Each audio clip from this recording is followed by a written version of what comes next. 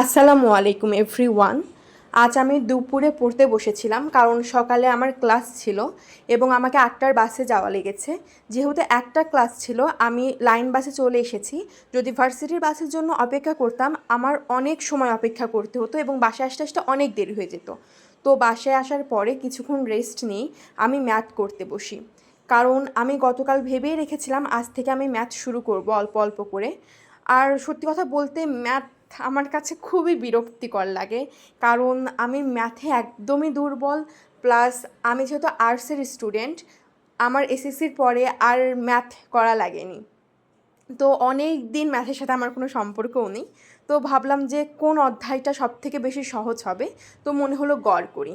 হ্যাঁ, গড় খুব সহজ, কিন্তু বললাম যে আমার দীর্ঘদিন যাবৎ কোনো সম্পর্ক নেই ম্যাথের সাথে। তো ভাবলাম ইউটিউব থেকে কিছু ভিডিও দেখি, কারণ ইউটিউবে অনেক টিচার অনেক অনেক সুন্দর করে ম্যাথগুলো এত সহজ করে বোঝায় যে আমি ভাবলাম কিছু ধারণা পেলে আমার হয়তো বা ম্যাথ করতে খুবই সহজ হবে। তো আমি যে ফোনটা নিয়ে প্রথমে ম্যাথের ভিডিও দেখা শুরু করলাম সে ফোনের অবস্থা এতই খারাপ যে তার সাউন্ড আর আমার কানে আসছে না। তখন ভাবলাম ওকে, তাহলে ল্যাপটপটা নিয়ে এসে আমি দেখি ভিডিওগুলো দেখি। ও মা, ল্যাপটপ আর খুলে না! আমি তো ভয় পেয়ে গেছি, ল্যাপটপ কেন খুলে না। পরে দেখলাম ল্যাপটপে চার্জ নেই। যাই হোক, দেন আমি ল্যাপটপ চার্জ দিয়ে তারপর ভিডিও দেখছি। সে সময় ওয়াইফাইয়ের সমস্যা। তো বিভিন্ন বাধা বিপত্তি অতিক্রম করে আমি ১.৫ ঘন্টা মতো ম্যাথ করেছি। এবার বলি আমার এক্সপিরিয়েন্স। আমার খুবই বিরক্ত লাগছিল, কারণ আম, আমি তো এমনিতে ম্যাথে দুর্বল, এটা ১ নাম্বার কারণ। এবং ২ নাম্বার কারণ আমার মনে হচ্ছিল যে কখন শেষ হবে, আমি কেন এত দুর্বল।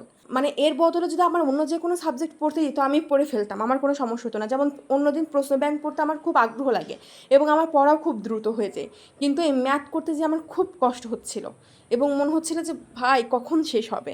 যাই হোক, তারপরেও ১.৫ ঘন্টা করেছি এবং আমি চাচ্ছি এই ম্যাথে দুর্বলতা কাটিয়ে উঠে এর প্রতি ভালোবাসা যাতে আমার বাড়ে।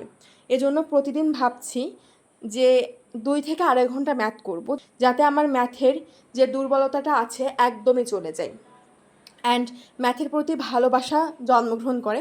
আশা করছি প্রতিনিয়ত চর্চা করলে আমি আমার লক্ষ্যে পৌঁছাতে পারবো, ম্যাথের প্রতি আমার ভালোবাসা বাড়বে। তো সবাই আমার জন্য দোয়া করবেন যেন আমি আমার লক্ষ্যে পৌঁছাতে পারি। আল্লাহ হাফেজ।